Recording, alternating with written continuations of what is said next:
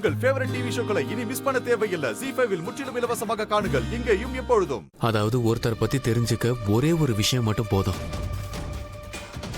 ஆனா சக்தி அடிக்கடி அவளோட திறமைய ப்ரூவ் பண்ணிருக்கா ஆதாரத்தோட. அவ்வளோ ஸ்ட்ரெஸ்லயும் ஒரு குழந்தையோட உயிரை காப்பாத்துறங்கிறது எவ்வளவு பெரிய விஷயமா இருக்கும், அதுவும் எந்த மெடிக்கல் சப்போர்ட்டும் இல்லாம. ஆனா யோசிச்சது மட்டும் இல்லாம அவ அந்த குழந்தை உயிரை காப்பாத்தினா. எமர்ஜென்சி ஏவி பஞ்சர் ப்ரொசீஜரை செஞ்சு எந்த கிரெடிட்டை பத்தியும் கவலைப்படாம பேஷண்டோட உயிரை காப்பாத்திட்டோம்னு அவ ரொம்பவே சந்தோஷப்பட்டா தெரியுமா? அதுதான் சக்தி.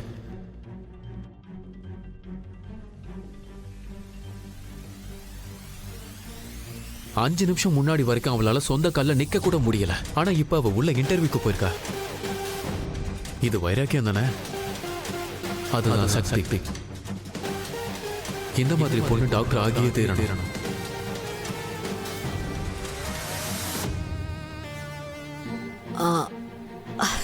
சிவா, இது எல்லாமே நீ இமோஷனல்ல பேசுறப்பா. ஆனா நாம இந்த முடிவை இமோஷனோட எடுக்க முடியாது. அதாவது உண்மை என்னன்னா, இந்த பொண்ணு அவளோட இன்டர்வியூவை மிஸ் பண்ணிட்டா. சோ நீ அவகிட்ட அடுத்த வருஷம் வர சொல்லு, அதுவும் கரெக்ட் டைமுக்கு.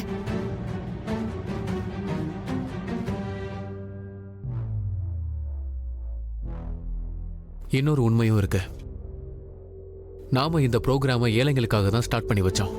அவங்க கிட்ட டேலண்ட் இருக்கும், ஆனா ஃபீஸ் கிட்ட பணம் இருக்காது. இன்னொரு உண்மை என்னன்னா, நிதிக்கு இந்த ஸ்காலர்ஷிப் ப்ரோக்ராம் தேவையே இல்லை. அவளால இந்த ஃபீஸை கட்ட முடியும்.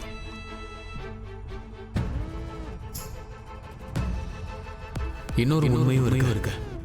நாம இந்த ப்ரோக்ராம் சமூக சேவைக்காக ஸ்டார்ட் பண்ணோம்.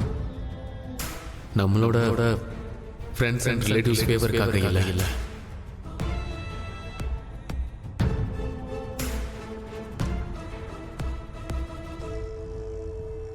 நிதி, உனக்கு இந்த ஸ்காலர்ஷிப் ப்ரோக்ராம் தேவையே கிடையாது.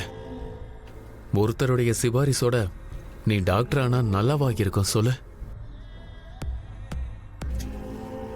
நீ அடுத்த வருஷம் நல்லா படிச்சு நீட்டை கிளியர் பண்ண பாரு.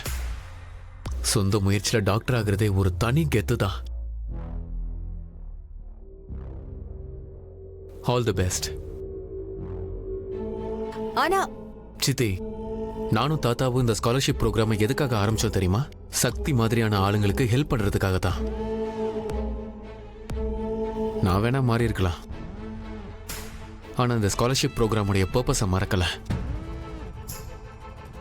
என் வாழ்க்கையோட பர்பஸையும் நான் மறக்கல. அதோட இந்த விஷயத்தை நீங்க மறக்க வேண்டாம்.